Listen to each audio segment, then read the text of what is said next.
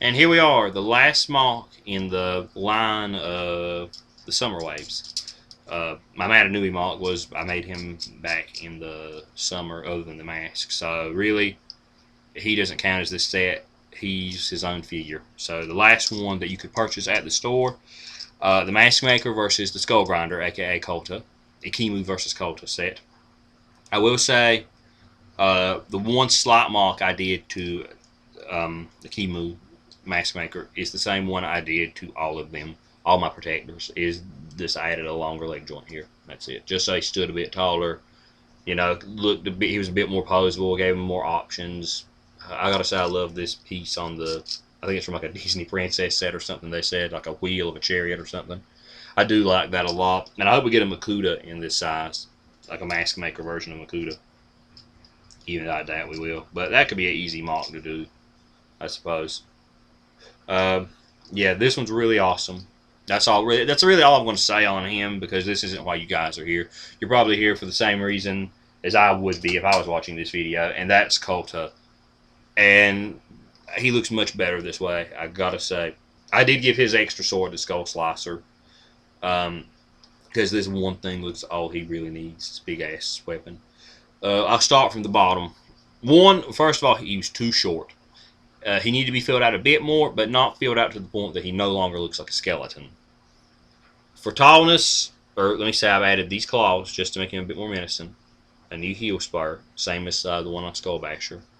A really long leg joint. The original leg joint he came with. Or, I mean, this is a different knee joint, I think. But basically a short knee joint and then a long knee joint. You could make him taller if you wanted, I suppose. It's really, you know, how you prefer it. But you cover it in clear plastic. The gray looks fine here because he's supposed to be a skeleton. It doesn't matter if a bit of bone is exposed. On the chest, I put two trans orange armor pieces here. And on the back, this is the thing. You might not be able to tell the piece I've used back here, but I used this piece. And what that does is it keeps the light from completely shining through him, but it fills him out enough that it isn't like a giant piece jutting out. That makes me very happy. He's taller than a Toa now. He should have been taller to begin with, because this guy freaking took down the whole team of Toa in one swipe with this big ass thing. I love the design of him a lot. He's probably my favorite villain that they've done in a while. I mean, I don't think he's worthy to replace Makuta, and I don't think Umarak will be able to replace Makuta until we actually see Makuta in the series. But as like just a villain for a wave, I think he's an amazing villain.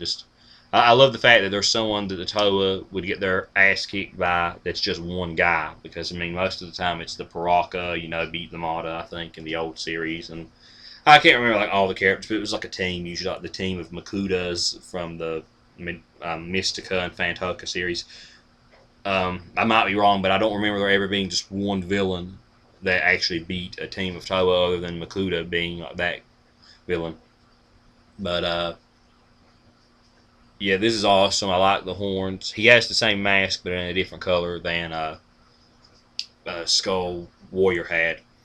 And he is taller than the Toa now. I've got a slideshow, you know, coming up of him with all the other MOCs and scales, and just to show stuff, and the Matanui MOC. So I've already got the pictures ready for that. And once I put the review up for Matanui, I'll put the pictures up along with it. So yeah, I hope you guys enjoyed this review. It's a simple MOC, and it just really helps with the scale, because he should be bigger, because now he's like a rival to the Toa. And he looks awesome. Love this figure. Oh, and also I put gears in his shoulder to tighten the joint a lot, so this doesn't flop down whenever he like raises his arm. So yeah, that's all I have to say about this figure. This has been your beloved soldier of the inverted cross, Rip the full-blown freak show, signing off. Farewell.